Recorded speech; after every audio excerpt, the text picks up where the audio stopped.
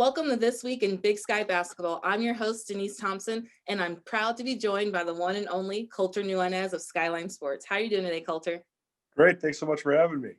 Absolutely. So, it's just been an unusual year when it comes to college basketball. So when November 25th rolled around, how happy were you just to be able to cover Big Sky Hoops again? Well, usually we only halfway dread the beginning of Big Sky Hoops because it overlaps with football and it makes it so busy, but it's the best time of year and we always love it. And this year we were just so hungry because we haven't been able to cover anything. Since the tournament got called off midweek in Boise, it's been nothing. So we've just been trying to come up with stories. I know everybody around the league has been doing, as I know everybody around the league was, just trying to produce some sort of content. But it was definitely good to have basketball back and have some action to cover. Talk about action. We're opening up November 25th. Both the Montana State men and the Northern Arizona women go to Las Vegas and beat UNLV. Just how big were wins like that for the Big Sky as a whole to kick off the season? Super big because I think that with the truncated and abbreviated non-conference schedules, you had a lot of teams that were either playing money games against Power Fives or trying to get home games against NAIAs and Division Twos, Division Threes. And so those like matchups against schools from the West Coast Conference or the Mountain West, like UNLV, those were big time. And, when you look at what it was all said, I think 12 Division I wins on the women's side in the non-conference and only 7 on the men's side. You did have the Montana State win over UNLV, which was definitely impactful. Montana's win over Washington was definitely one that I think resonated around the league as well. And there was some good wins on the women's side too. Montana State, they both beat North Dakota. That's a championship level program. So there was big wins, but getting it started against a school as prominent as UNLV on both sides, I think was a good spark for both the men's and women's leagues. Right. So, speaking of big wins, the Idaho State women, they bested Utah State. They go in and they beat Kansas State in non-conference play. What's in the water in Pocatello? The women right now, they're 8-1 overall, freaking 6-0 in conference play. What does Coach Seton have them doing right now? Well, I think that they're one of the most interesting teams in the league on either the women's or men's side. When you look up the makeup of their roster, you talk about Diaba Kanate, she's to play on the French national team. Dora Gole, she's from Croatia. Callie Bourne is from Australia. Estefania Ors is from Spain. So you have an international flavor on your roster. And I think that this is a team that has been building towards this year as well. They do have Dora Goles back as a senior as well as Estefania Ors. Callie Bourne was an all-league player as a sophomore last year, so she's back for her junior year too. And so they have a lot of talent, but I think they have a unique style too. Seton Sobolewski has always hung his hat on strong defense, but now you have multiple players like Kanote, like Goles, who can create their own shots. And so, they're exciting to watch on both sides. Coach Sobolewski has always proven that they can grind it out defensively. They're always going to be one of the toughest teams in the league. But now this team has some firepower as well. So I think it's a combination of the international style, the veterans they have on their roster, and just darn good coaching. I think Coach Sobolewski now has proven that he is definitely one of the best coaches in the league. And then you talk about something that maybe people around the league don't know. He added Travis Brewster to his staff as well. Travis Brewster was a great coach at North Dakota, and they were very competitive when they were in the Big Sky. So I think getting another experienced member on the staff too, that's probably been just another added bonus for Idaho State's women. Absolutely. And Idaho State women for a while were known as that tournament team. You didn't want to go against them because they were making runs in a tournament way back when we were in Reno, even in Boise. So, they've always had, that threat to be the ones to be able to step up to the plate. But recently on the men's side, the Southern Utah men have also become that team the past couple of years, getting wins in the Big Sky tournament and just needing that one more, just a little additive to be able to do that. And that's what Coach Todd Simon has them doing right now. The Thunderbirds 9-1 overall. They have not lost since their first close game, back to start off the season. They're 4-0 in conference play. Just how would you break down the Thunderbirds right now? Well, I think Todd Simon's program has really turned a corner because when he first took that job, after spending time at UNLV and Finley Prep, they were very transfer heavy in the way that they recruited. And they got some of the best transfers in the league when you talk about Cameron Aluaton, Dwayne Morgan, Randy Onwuser. Those guys were all Big Sky caliber players that can really carry them offensively. But the total program, the total team element of how Todd Simon wants to play hadn't come into full view. And you saw him experiment with starting lineups and really not play for the regular season title. He was playing for the tournament for several years. And Southern Utah, I mean, they wrecked the bracket multiple years in a row. They beat the 2 seed 2 consecutive years when they ousted Idaho, and they beat Northern Colorado, and they won those games handily. Those weren't upsets. I mean, they dominated those games. So Todd Simon had proven that he could get his team tournament ready. Well, now it seems as if they have a team that's designed for both regular season and tournament success. To me, it starts with their senior guards. John Knight III is one of the most explosive players in the league. Dre Marine is one of the most experienced players in the league. When they played Montana in early December, he made his 100th start at Southern Utah. So he's working on a school record there. They got bigs who can shoot it. I mean, Mason Fawcett, Harrison Butler, Ivan Madunic, they all can shoot the three. And then they might also have the newcomer in the league, at least the guy who's the early favorite for newcomer in the league, and Tavion Jones, a transfer from Illinois. He's lighting it up. He's averaging almost 20 points per game.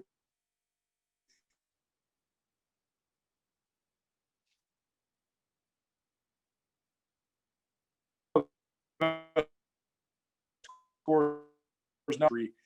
Todd Simon, because I think that just being able to get some games under your belt, that really helps. So you froze after he's able to average the points per game. Oh, sure. I think that they just come together chemistry-wise and come together in terms of their rotations. It seems like they're gelling as a team, and they've been able to get a lot of games under their belts too. I mean, getting the conference started early helped them. Playing some non-conference games at home has helped them. We'll see what Southern Utah does when they finally hit the road, because I know that they've had some bad luck recently having some games canceled. But then that's helped them stay at home. So we'll see how they do when they hit the road. But they're a very talented team with a lot of veterans, so I'm not surprised by their start. Absolutely. Like I said, we've talked Idaho State, we've talked Southern Utah, so many talented teams coming, up and down the Big Sky, standings as well. We've touched on Tavion Jones a little bit, definitely talented players when it comes to the players of the week. So we'll be right back. We have Mary Louise Cook coming up with the Big Sky players of the week. Thanks, Denise. On the women's side, we saw freshman guard Aaliyah Alexander of Eastern Washington earn the honor. She recorded her first double-double of her career against the Weber State Wildcats with 15 points, a career-best 12 rebounds, and a career-high 8 assists, leaving her just shy of a triple-double. In the second game of the series, she earned another double-double with 15 points and 10 rebounds. On the men's side, we saw Xavier Bishop of Montana State earn the award for the second time this season. The senior guard put together 2 strong performances to lead his team to a sweep over the Northern Colorado Bears last week. Across the Bobcats' first conference series, he averaged 25 points, 5.5 rebounds, and 3.5 assists on the road. Back to you, Denise. Thank you, Mary Louise, for showcasing the Big Sky players of the week. And now it's time for what we're going to call Culture's Corner for the time being. So, Culture, who would you say would be the player that had the best game off the bench on the men's side this past week? I'm going to give you a couple, because I think that there was some guys that put up some good stats, and then a guy that I think that did some stuff that maybe doesn't show up on the stat sheet. First of all, I thought Malik Porter was great off the bench. He was a great addition last year at Idaho State, one of the best newcomers in the league. Now they're bringing him off the bench as kind of a sixth man, and he really provided a spark.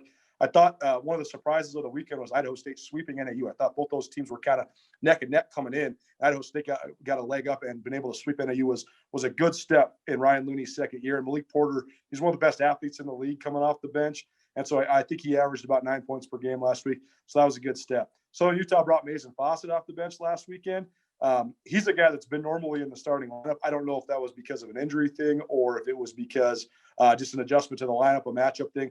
But either way, if you're bringing that guy off the bench, he's going to be one of the best bench players in the league. He's averaging 12, 13 points per game. So he's a guy that can really stretch the defense. And then Montana State, we all know about Jabril Bello. He's a preseason All Big Sky guy, but he got into foul trouble against Northern Colorado. And so they had to turn to Devin Kirby, who's a senior, and he's the only guy left from the Brian Fish era at Montana State. Danny Sprinkle's been able to turn that roster over pretty quickly. And Kirby, he only had 4 points, but he had 6 key rebounds. I thought he was great defensively. And I think that really helped Montana State earn that sweep against Northern Colorado.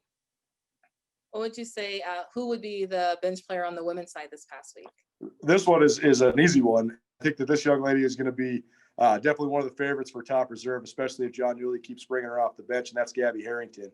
Big Sky fans probably know her best from her time in Montana. She was a multi-year starter for the Lady Grizz, but then graduate transferred to Idaho.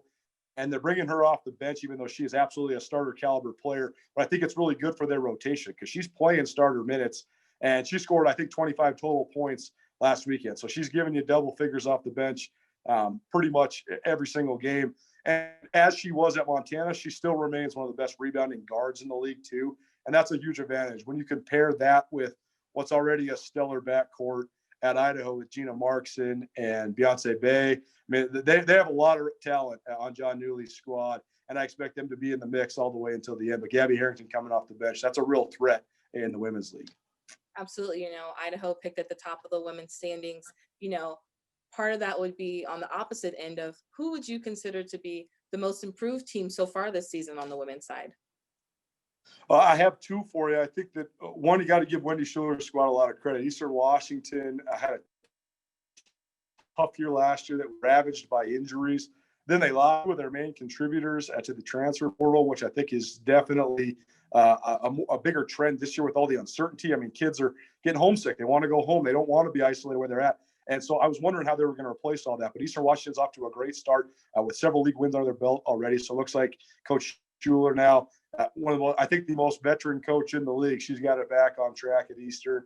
And the other one's the Lady Grizz. I think that Montana's only played a couple league games. They've been afflicted by cancellations. But, Montana was a top 5 team a year ago, but they were always up and down. But here in Mike Petrino, as he's the interim coach and he's trying to earn some validity for that job, they seem like they're just playing a lot more loose. I mean, that's a team I see in person more often than a lot of teams in the league. But Sophia Stiles has regained the form that made her a 2-time Gatorade Player of the Year at Montana, growing up in Montana. Carmen Gfeller has been, I think, one of the breakout players so far in the Big Sky. So I think both Eastern and Montana, schools that have had a lot of tradition, have been really good for a long time. It seems like they've kind of both got it back on track and should challenge to be in the top half of the league at least, and maybe challenge to be one of those top 4 or 5 seeds in Boise. We're going to flip the switch. We talked about the Thunderbird men earlier.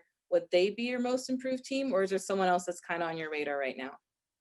Southern Utah's definitely got to be right there. I mean, the fact that they're in first place, and I mean, everybody knows the talent that they've had there, but the regular season, I think their highest finish under Todd Simon has been 7th. And I think that's absolutely a real threat for a top 4 or 5 seed. And the other one's Montana State. I think that, the Cats did get a bye in the first round of the play in the tournament last year, but there was a lot of question marks coming into Danny Sprinkle's second year, particularly how do you replace the best point guard in the league? I mean, Harold Frey was a unanimous All Big Sky pick last year. I think he was one of 3 guys in the history of the league with 1,800 points and 500 assists. So that's a lot of production to produce or to try to replicate. I mean, Frey was, I think he started every single game of his Bobcat career, stem to stern.